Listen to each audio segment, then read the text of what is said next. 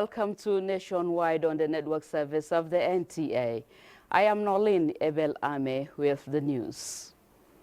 We begin by telling you that 748 more units have been added to Nigeria's national housing stock in furtherance of sustained efforts at reducing housing deficit in the country.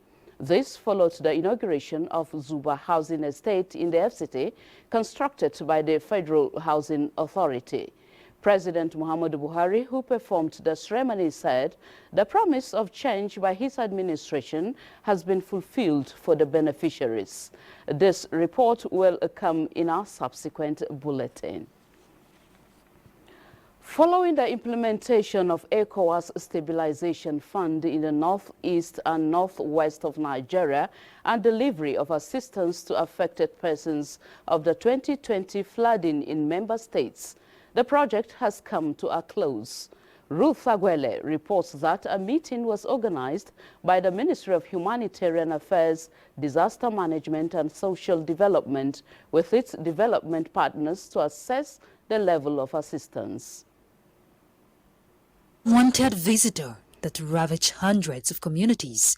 The 2020 flooding would be remembered by many across the country who counted their losses, leaving a toll of socio-economic impact for communities and also created a burden of humanitarian intervention for the federal government. To support the Nigerian government in providing succor to the affected population, the ECOWAS stepped in for collaborative response action with the provision and implementation of the ECOWAS Stabilization Fund for communities in the northeast and northwest parts of the country. Having reviewed the impact of its interventions, the project is today being closed.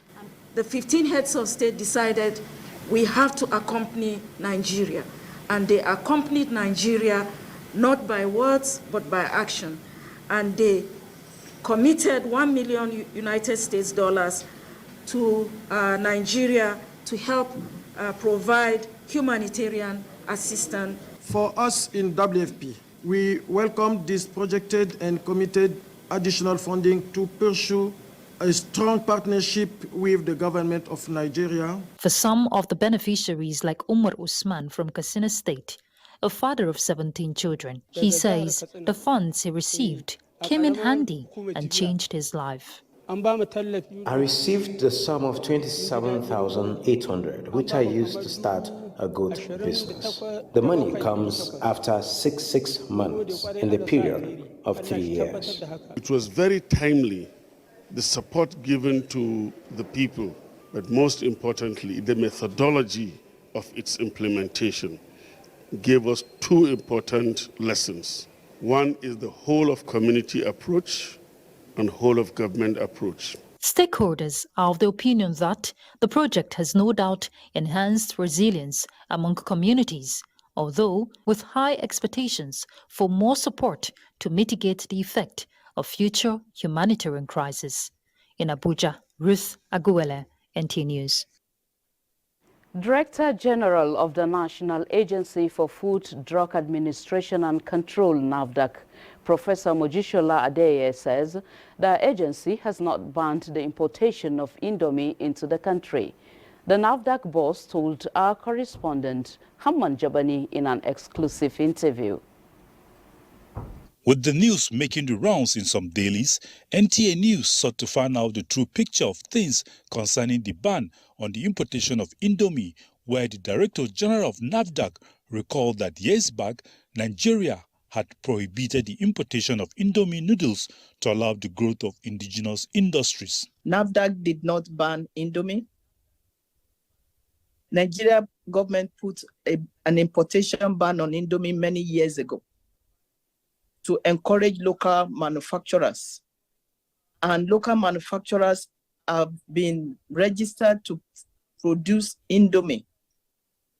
So we have safe Indomie in the country. It has nothing to do with the Taiwan and Indonesia and Malaysia Indomie. On the killer cough syrup, Nurture that has reportedly killed some children in Cameroon, the NAFDAC boss said, the killer cough syrup is not in Nigeria. We have looked through our markets. It's not in Nigeria, and people do not need to worry about that because our post-marketing surveillance is heightened. Our borders and ports are also heightened. The agency, she said, will continue to do everything within its powers to safeguard lives and fight against fake and counterfeit products in the country. Hamban Jabani, NTA News. In other news, Minister of Water Resources Suleiman Adamu says plans are underway to convert the only water resources institute in the country to a degree-awarding institution. The minister stated this when he inaugurated projects at the Water Resources Institute, Kaduna. Achari Maxwell has more on this. To me, it's meant to be a public holiday for workers, but the Minister of Water Resources is busy on the field, inaugurating projects at the Water Resources Institute in Kaduna. Projects inaugurated includes hostel accommodation facilities, research centers and lecture theatre to improve capacity and research development in the water sector. The minister's entourage also inspected some locally made facilities fabricated by the institute, where he expressed satisfaction on the plan by the federal government to upgrade the institute to a university. The minister says work is in progress. It involves quite a number of institutions, Federal Ministry of Education, National Universities Commission, maybe getting the presidency also, and then there has to be a bill, and it has to go to the Ministry of Justice, and then before it goes to the National Assembly, we need to interact also with the National. It's a long process, but the process has started more than a year ago. But I hope we can push it as far as we can go to a point of no return. Done whatever required. So the facilities are done. We've gone to the NUC, we've talked with them, and I think it is moving on fine. Suleiman Adamu reiterates his commitment to create an enabling environment to make the institute realize its full potentials in capacity development on contemporary issues to address emerging challenges in the water sector. Achari Maxwell, NTA News.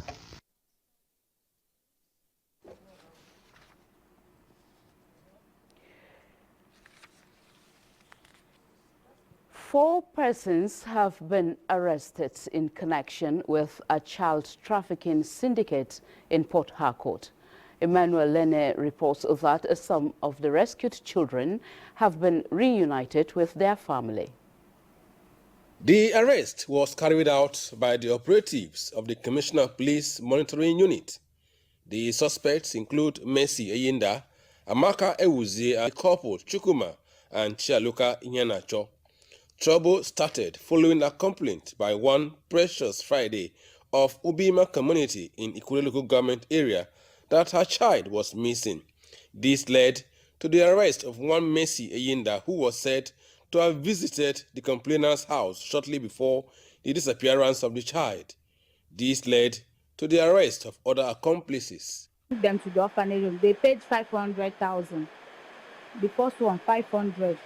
The second one 650. The third one 500. First of all, give me 150,000. Then now later send 30,000 for me. Then second one, then give me 350,000. This third one, then give me 100,000. Then now send the remaining one for her sister account, 400, and no give me. Police arrested 4 suspects, which they confessed to the crime, that they are the syndicate that has been kidnapping children along Adamawa in Ikure local government area of the state. And through the follow-up case, we've been able to rescue 2 of the children. Some children were rescued in the course of the operation and have been reunited with their families, while efforts are on to arrest other members of the gang. Efforts are also ongoing to rescue the missing child, Jasper Friday, a male aged 2, allegedly sold at Asaba, Delta State. In Port Harcourt, Emmanuel Lene, NTA News. We now join Adiola in our Lagos Network Center for more reports from the Center of Excellence. Hello, Adiola.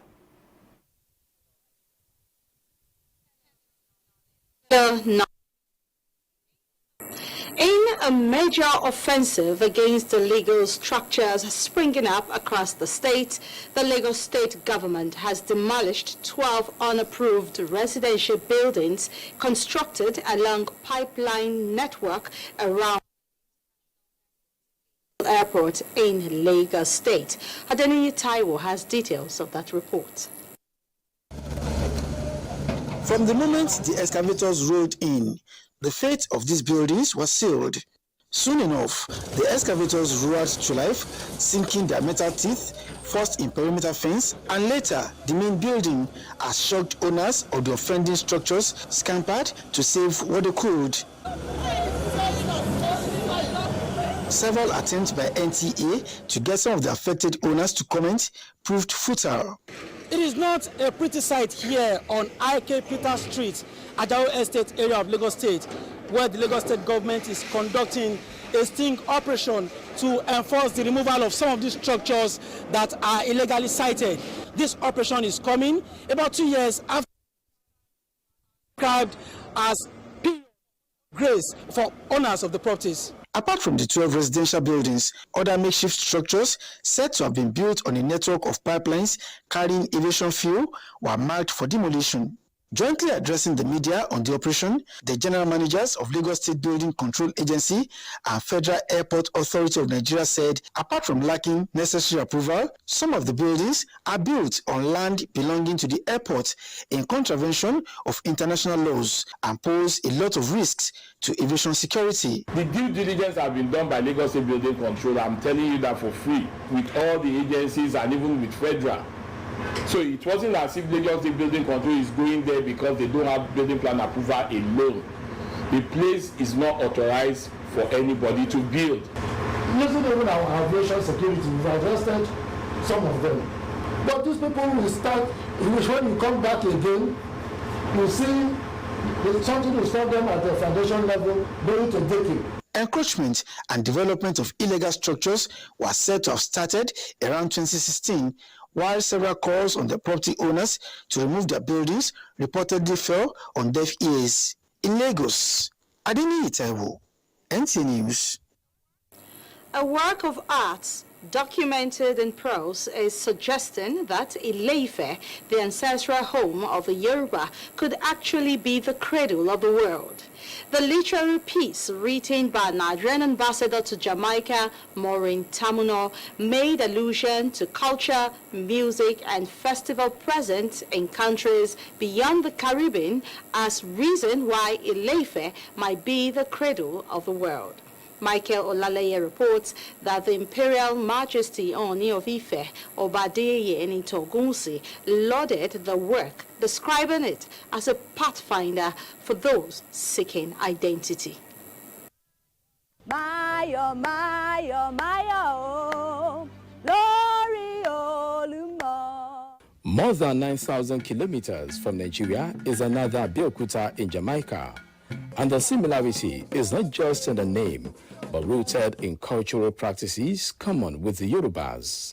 Even in Trinidad and Tobago, Brazil, and some countries in the Caribbean, the popular Ogun festival is celebrated, signaling traditions traversing borders.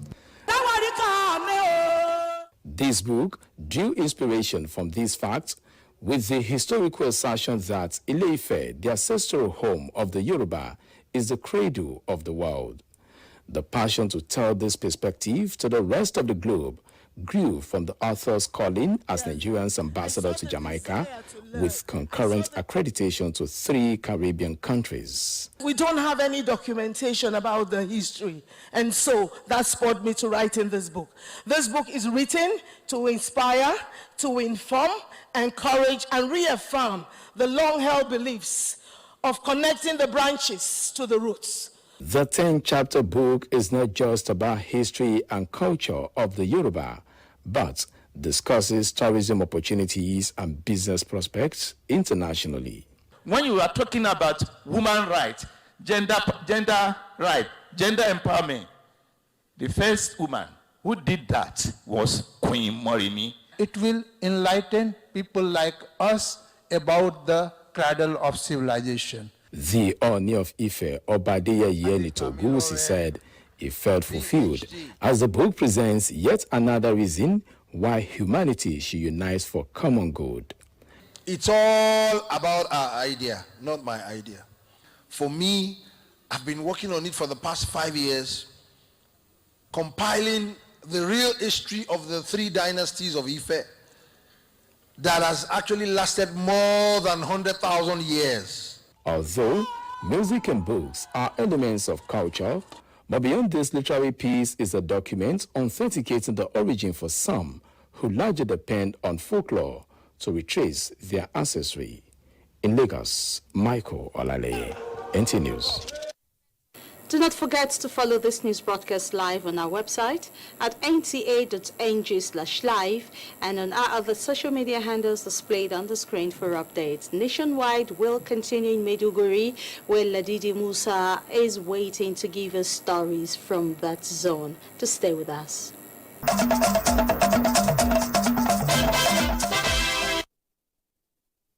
Welcome to Maiduguri. Borno State Governor Professor Babagana Umar has reiterated commitment for a continued partnership with Sustainable Development Goals Office in the presidency to improve the lots of the citizens in the state. The governor stated this while inaugurating 200 units of 2-bedroom houses constructed by the SDG's office in Gajiram, headquarters of Nganzi local government area. Mohammed Goni reports. Part of the Sustainable Development Goals is ensuring access for all to adequate, safe and affordable housing with basic services and upgrade of slums by 2030. This is with the projection that adequate and affordable housing leads to benefits in health, education and economic opportunities. To the government and people of the Northeast, especially Borno State, the SDGs project has come to fruition at a time when attention has been focused on the settlement of people displaced by the Boko Haram crisis, hence naming the Gajiram housing estate as Muhammadu Buhari Idifis village. District head of Gajiram, Babashaw Abubakar, member-elect representing Marte Mongono Nganzai Federal Constituency, Bukar Talba, as well as a beneficiary Malam Bukar, appreciated the SGD's office and Borno State government for citing the project in the area. Indeed, the construction of schools, provision of skill acquisition centers, clinics, as well as water facilities will go a long way in addressing the key objectives of SDGs. Based on President Muhammadu Buhari promise to leave 100 million Nigeria out of poverty in 10 years, we are committed to prioritizing key interventions with multiplier effects on multi-dimensional poverty, such as basic care, basic health care, national aid, development, education. As you're all aware, we, the people of Borno State, came together and developed the 25-year plan, also with the support of the Senior Special Assistant to Mr. President. The Gajiram village comprises 200 2-bedroom houses, 6 blocks of 24 classroom school, skill acquisition center, 20-bed capacity primary health care, internal road network, water facility, and solar power. Similar SDGs projects have been inaugurated in Goza local government area. In Maiduguri, Mohammed Goni, NTA News. Journalists have been called upon to be proactive in educating the public on money laundering, among other crimes, across the nooks and crannies of the society. This was part of submission during a capacity-building training organized by Nigerian's Economic and Financial Crime Commission, EFCC, for journalists in Borno State. Umaru Kirawa completes the report. Millions of businesses are thriving in Nigeria, with individuals and corporate organizations engaging in financial activities. Nigeria's Economic and Financial Crimes Commission, EFCC Maiduguri, is now training journalists from different media organizations on the need to educate the public on modern trends of tackling illicit financial flows, money laundering, and terrorist financing through investigative reporting. I learned so many things, more especially on online payments. With this training, we would ensure that we report effectively on such fraud cases so that people will be aware of. Now that we are in the post-insurgency and recovery period, there are a lot of issues that journalists need to report on, particularly regarding terrorism financing. Representative of the executive chairman of EFCC, Abdul Rashid Bawa, Oshodi Johnson, said The exercise was also to strengthen ties with the members of the pen profession and acquaint them on new Money Laundering Prevention and Prohibition Act 2022, among others. We need the media to help sensitize the people on the ills of corruption and economic crimes. Wide range of papers were also presented where participants appreciated the effort of the anti-graft agency for engaging them in the cause of making Nigeria a better place for all. The capacity strengthening exercise for journalists also seeks to encourage more investigative reporting on economic and financial crimes for development in Nigeria and beyond. In Maiduguri, Umaru Kirawa, NTA News. And that's our contribution from here. Nationwide continues with Nolly in Abuja. Nolly, over to you. Very well, Ladidi. Thank you very much. The focus for women this year still remains innovation, technological changes and education in the digital age for achieving gender equality and empowerment of all women and girls.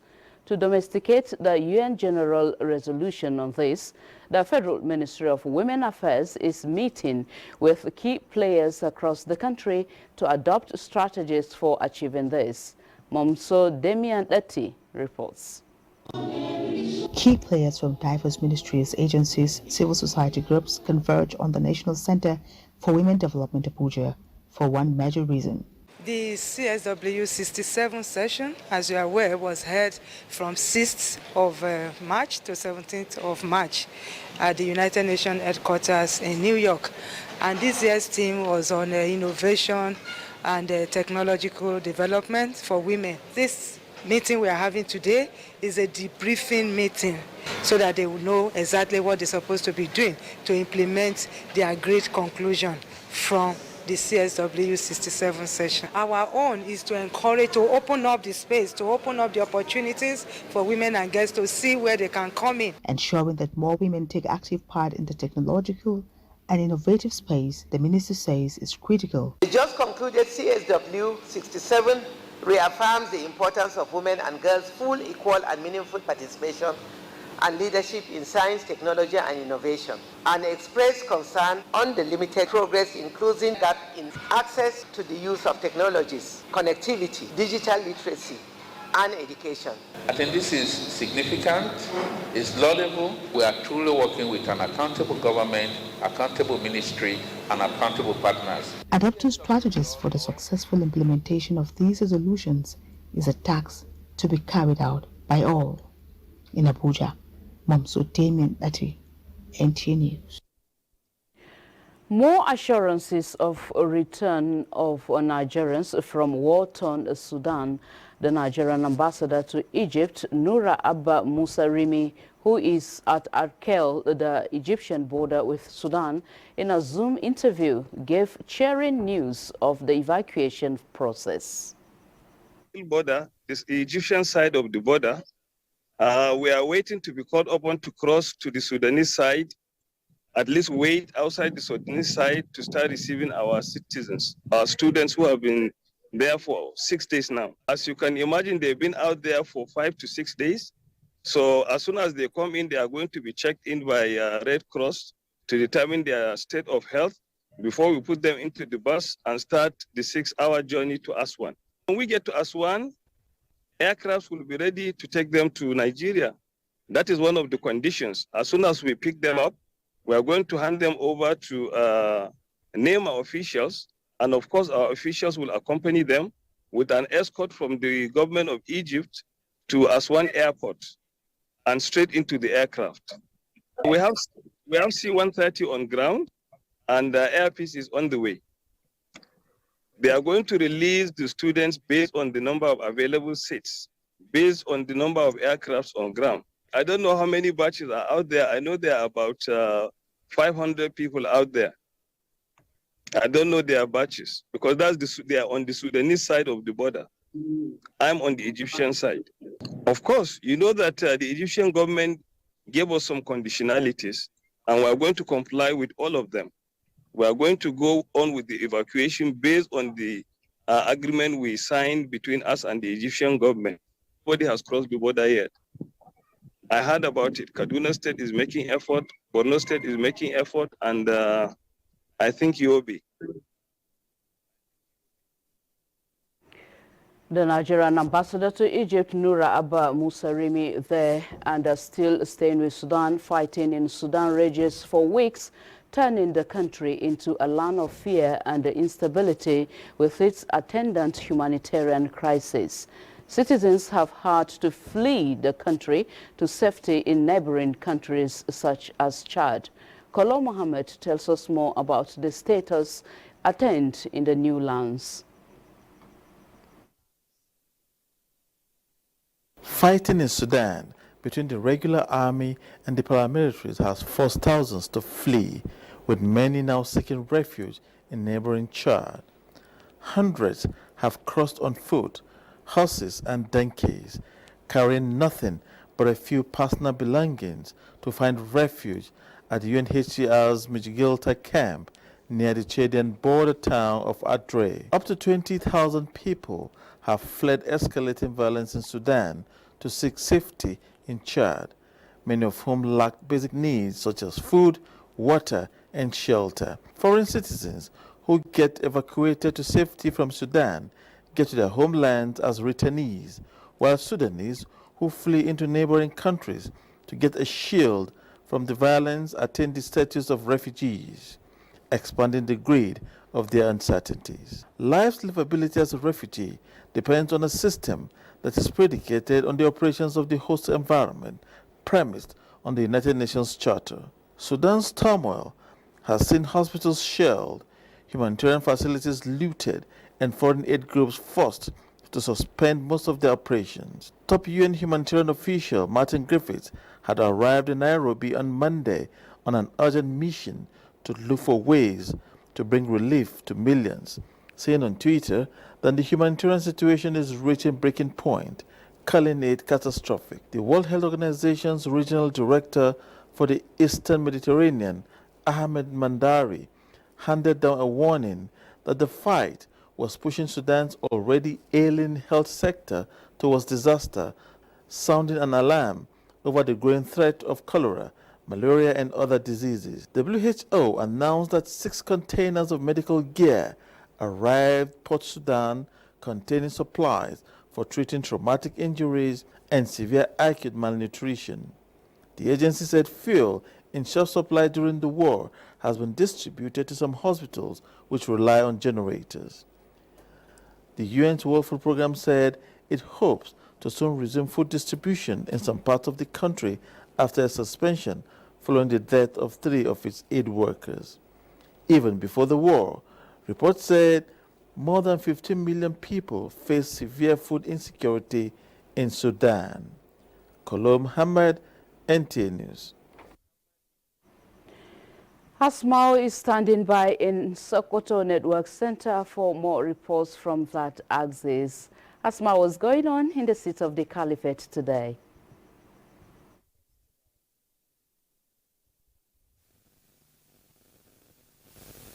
To Sokoto. Sokoto State Governor-elect Ahmed Aliyu Sokoto has inaugurated a transition committee. Aliyu Muhammad Karawi has more. Inaugurating the transition committee, Governor-elect Ahmed Aliyu Sokoto said the committee has 108 members. Ahmed Aliyu explained that part of the committee's terms of reference is to ensure smooth handing and taking over from the outgoing administration. The governor-elect said the committee is also expected to advise the new government on implementation of the 9-point agenda of his administration, which is aimed at ensuring new Sokoto State. He said the 9-point agenda include security, promotion of Islamic religion, education, healthcare, water resources, agriculture, economic as well as youth and women empowerment. He expressed optimism that the track record and vast experience of members of the committee will bear on the committee's work. The committee is essentially aimed at obtaining facts that are necessary to develop a framework that will enable the early stage by the incoming administration. The chairman of the committee, Ambassador Abubakar Sani Makaman Sokoto, pledged to ensure the success of the assignment.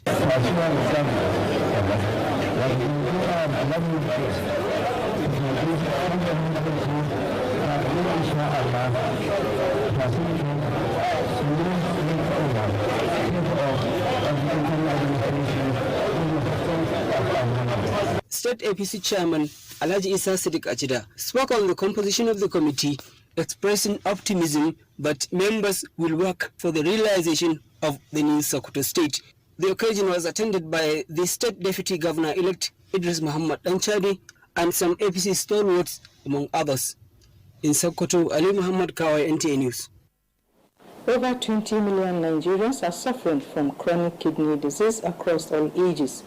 National President, Nigeria Association of Nephrologists, Dr. Adanzi Asinobi, disclosed this when the association visited Sultan of Sokoto at his palace. Elhatu Abdullahi reports.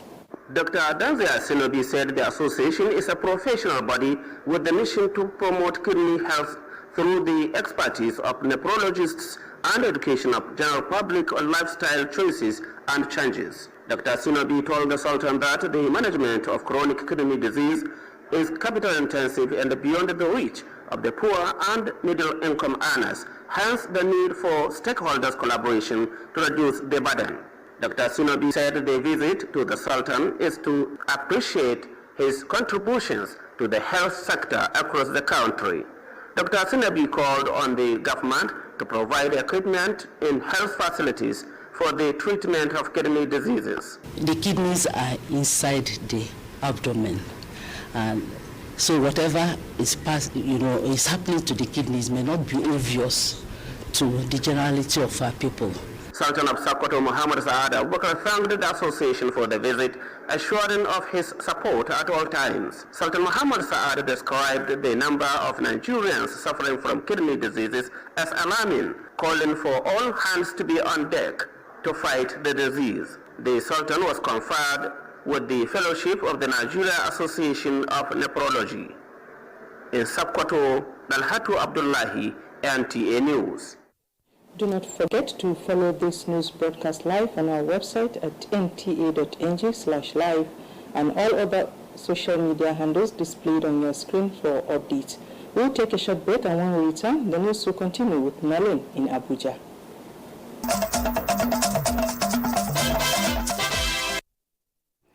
Thank you for staying with us on Nationwide. 29 petitioners are before the National and State Houses of Assembly Election Petition Tribunal sitting in Uyo, Akwa Ibom State to seek legal redress over the outcome of the 2023 elections. Clement Barikwi reports that the two panels of the tribunal are set to hear the petitions, having held their inaugural sitting. Out of the 29 petitions brought before the two panels of justices, 11 are for the House of Representatives, 4 are for Senate, and 14 for the Akwa Ibom State House of Assembly. Panel 1 is headed by Justice Kudirat Jose as chairman, while Panel 2 has Justice B.A. Taiwo as chairman. At its inaugural sitting in Uyo, the National and State Houses of Assembly Petition Tribunal, Panel 2, insists the panel will give all petitions the needed urgency within the time frame allotted by law. Some members of the bench expressed confidence in members of the panel to do justice to the cases. In this panel, I don't think they're going to entertain unnecessary adjournment because they have, I think, 180 days to finish all petitions that are there. And that has been mentioned by my lords. They have 14 petitions that have been assigned to this tribunal, and they must deliver. Oh, certainly I've seen a high degree of seriousness by their lordships, and the way they are setting the ball rolling, it means that they can even finish it within the 180 days. Some of the petitions at the pre-trial will go.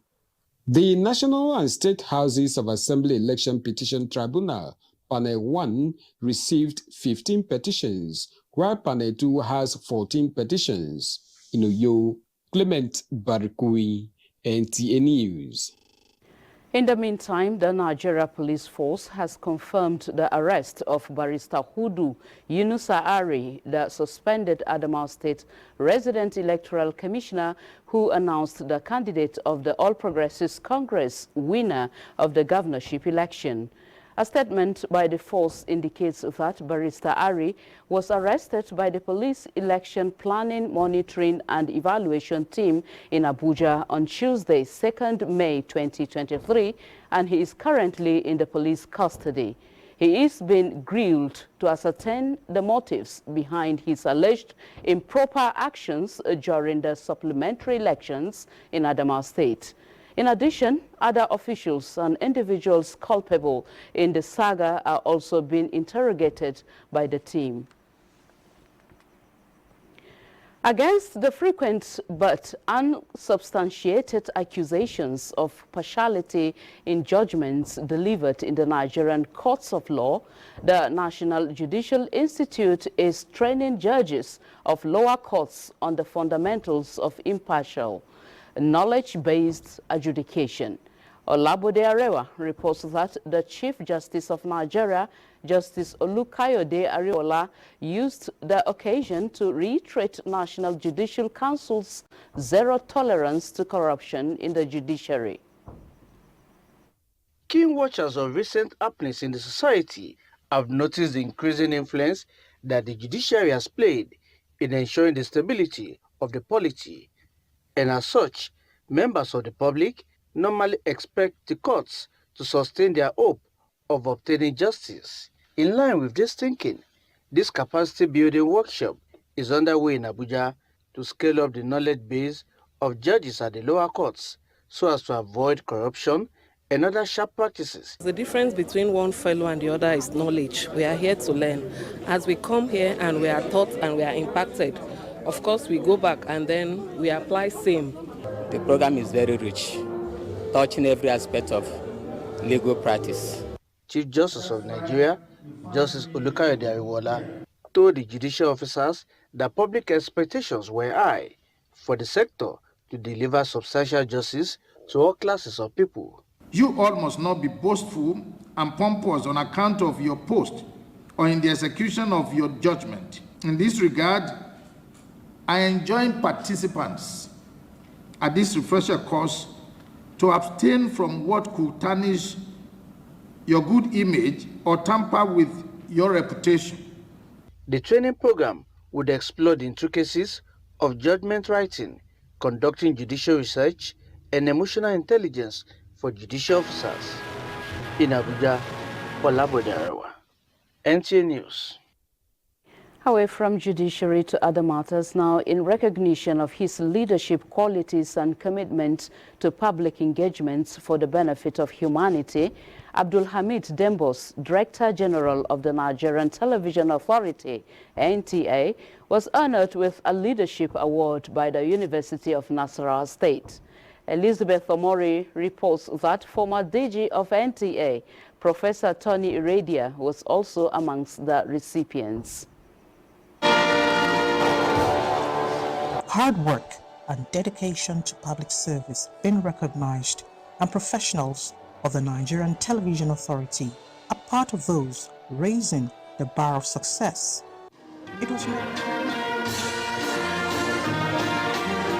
It was not just a stage for encomiums, but a platform for communications and data management experts to deliberate and come up with workable solutions that can be adopted in critical sectors. It is very, very important in terms of development and also in terms of looking at the way and manner we should grow from where we were to where we want to be. And the earlier we embrace change, the better for us in this country and of course in every business undertaking. When you are doing strategic communication, you have a comprehensive overview of what you are dealing with. It makes citizens take ownership.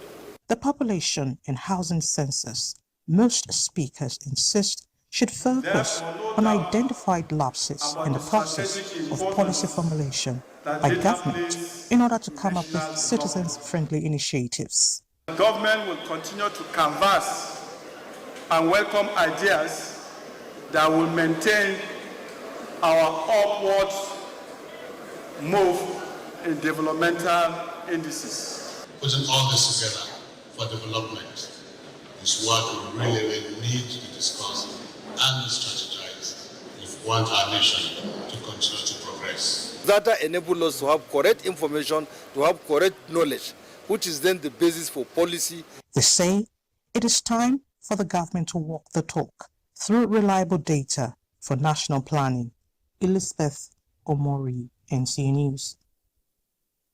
Staff of the Federal Capital Territory Administration have been advised to ensure that hard work and integrity remain their guiding principle while discharging their responsibilities. FCTA Permanent Secretary Olushade Adeshola gave the advice at an award ceremony in honor of 10 retired management staff of the administration. Onoze Akubu tells us more. Exhibiting high sense of commitment to duty by bringing their wealth of experience to bear, the FCT administration reciprocated by rewarding hard work.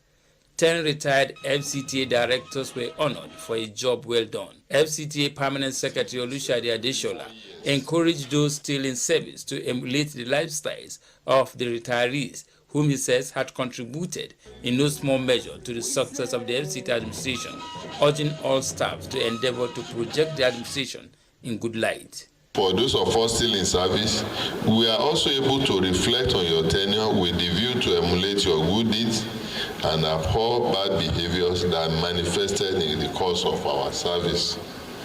As senior citizens and ambassadors of the FCTA, I therefore urge you to endeavor to project the FCTA administration, the seat of government, in good light. All of you who have impacted positively in the life of the residents of the FCT and have worked towards the development of this city, and you are now looking back and smiling and thanking God for what you have done. Assurances for staff capacity building to ensure better performance was re-echoed. Without mincing words, I count you privileged, because looking back, you realize that not all made it this far. I want to thank God because I came here as a young girl, and after 35 years of hard work, I'm exiting the civil service.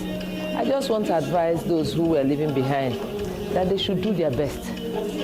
God has a way of paying you in ways you didn't expect. The 10 directors who pulled out of service between January and March this year cut across the FCTA secretariats, departments and agencies with awards presented to them. Onoze Akubu, NTA News. President Muhammadu Buhari has written to Senate seeking the consideration of the amended 2022 Finance Bill for the 2023 fiscal year.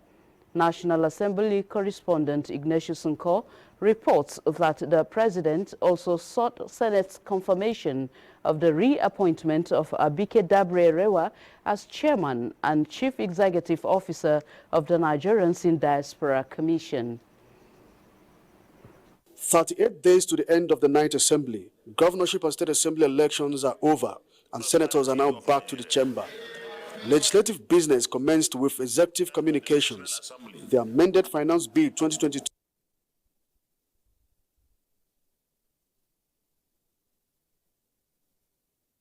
We apologize for the glitch there.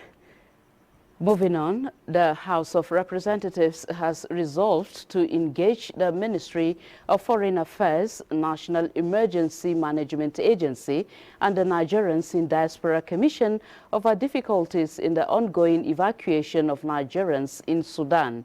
The House observed that some of the difficulties are the result of disagreements arising from overlapping of mandates as well as absence of operational guidelines for such circumstances.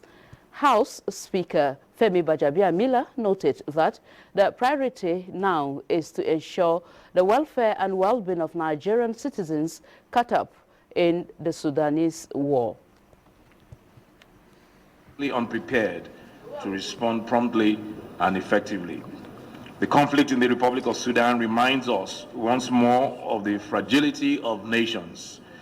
In pursuing our political objectives, we must never lose sight of the fundamental truth that in war, everybody loses. In peace, everybody can win. All our personal partisan and sectional interests must always succumb to the overarching and overriding interests of ensuring the unity and stability of Nigeria.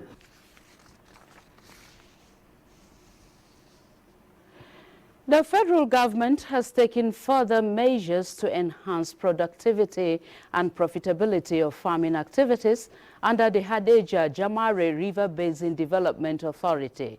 This followed deployment of heavy-duty machineries for evacuating taifa grasses that have over time caused a lot of nightmares to the farmers.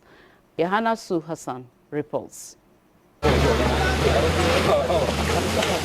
These heavy-duty evacuators are courtesy of the federal government to evacuate taipa grass and the silt rivers to prevent weeds competition with food crops and guarantee smooth flow of water to farmlands. Farmers like Muhammad Isa have been faced with low output as the taipa grass compete with their crops. This development has renewed hope in them and are ready to cultivate large area of land to improve their livelihood and contribute their quota to Nigeria's quest of eating what the country produces. In fact, this is what we have been waiting for. The federal government is really helping we the farmers. Minister of Water Resources Suleiman Adamu said the federal government will continue to evacuate the river to manage the menace of taipa grass sitting in some channels. And then we also use it to manage flooding because it's very important. Hadeja is very prone to flooding every year.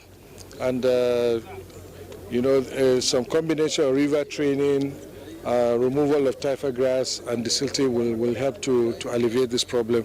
The minister said doing this will no doubt allow the flow of water to Lake Chad for all year-round production. In Kano, Yahana Sahasa, NTA News. Medal in the singles event. Indeed, he was ranked 29 in Africa going into the junior circuit and will be hoping to climb up the ladder after the next junior tennis rankings is released. In table tennis, Nigeria dominated the ITTF Africa Regional Championship, which ended in Ghana. The four-day tournament had teams from Benin Republic, Togo, Burkina Faso, Cote d'Ivoire, Liberia, Sierra Leone, Nigeria, and host Ghana. Fatima Bello of Nigeria set a new record after claiming her fourth women's singles title. While in the men's category, Amadi Ume defeated former champion Oba Kizito of Cote d'Ivoire in the final by 4-0. Nigeria also won it in the men and women's team events.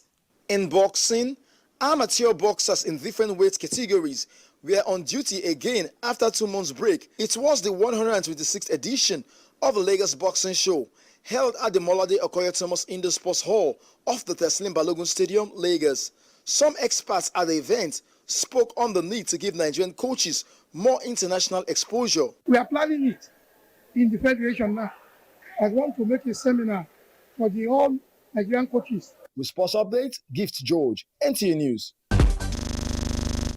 And that concludes Nationwide today. Thank you for watching. I am Nolin Ebel Ahmed. Do have a lovely evening.